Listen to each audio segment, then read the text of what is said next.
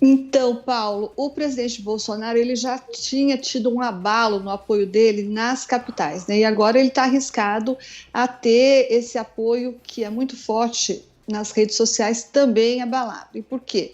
Essa insatisfação do bolsonarismo raiz, ela não é de hoje, ela já vinha lá daquele tempo em que, por exemplo, teve aquela Sara Giromini, que liderou um grupo, lançou rojões contra o STF, foi presa, tudo mais, e o presidente não falou nada, não se manifestou, aí a insatisfação já começou naquele ponto, mas aí dizia assim, o presidente está sob pressão, o presidente não pôde fazer nada, e a base dele nas redes sociais foi um pouco mais compreensiva naquele momento.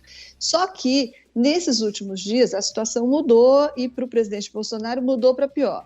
O que foi que aconteceu foi o que o Diogo já resumiu, e a gente já sabe que defensores do blogueiro bolsonarista Oswaldo Eustáquio, eles já não tinham engolido a prisão do blogueiro bolsonarista Oswaldo Eustáquio, que se deu por descumprimento de uma ordem judicial, né? Veja bem, não tem nada a ver com prisão ilegal, não tem nada a ver com liberdade de expressão, inclusive não tem nada a ver, inclusive, com o inquérito das fake news. Ele está em outro inquérito, que é o dos chamados atos antidemocráticos.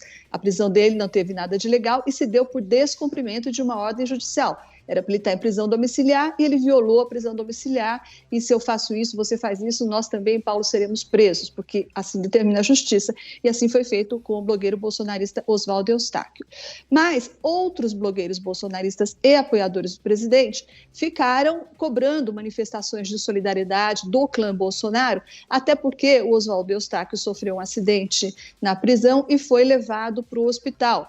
Inclusive, disseminou-se por aí que ele teria ficado paraplégico, mas não passava de uma outra informação não checada e que depois se revelou falsa, né? Ele não vai ficar paraplégico.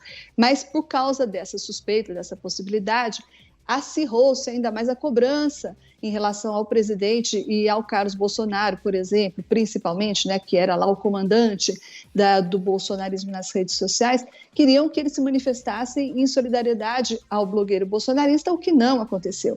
E daí, essa compreensão para com o presidente, que havia sido registrada lá naquele episódio da Sara Giromini, por exemplo, não aconteceu dessa vez.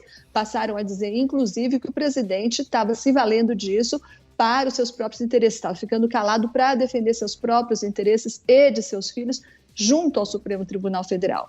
Então não houve compreensão dessa vez, muito pelo contrário, houve vários ataques, e a Pesata, que é uma agência que monitora, uma consultoria digital que monitora as redes sociais, registrou um índice histórico de menções negativas ao presidente Bolsonaro por causa desse episódio. Foram 70% de menções negativas contra 30% de menções positivas, o que não é absolutamente usual. Em geral, a turma em defesa do presidente Bolsonaro é muito mais ativa nas redes do que a turma que o critica.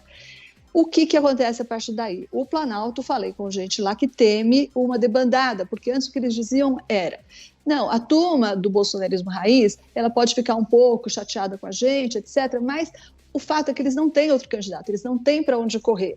Então, faça o que a gente fizer, eles ficarão conosco.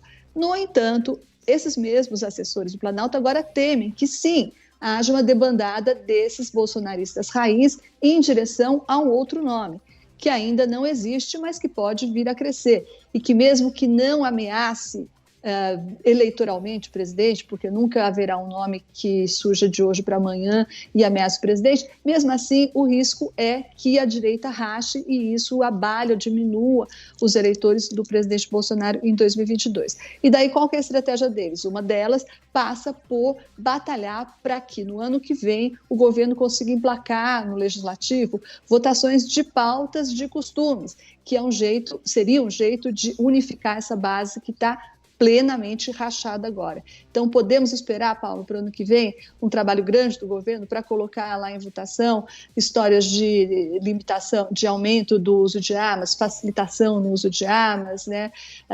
Pautas contra a chamada ideologia de gênero, excludente de ilicitude, e tudo isso que é caro às hostes bolsonaristas.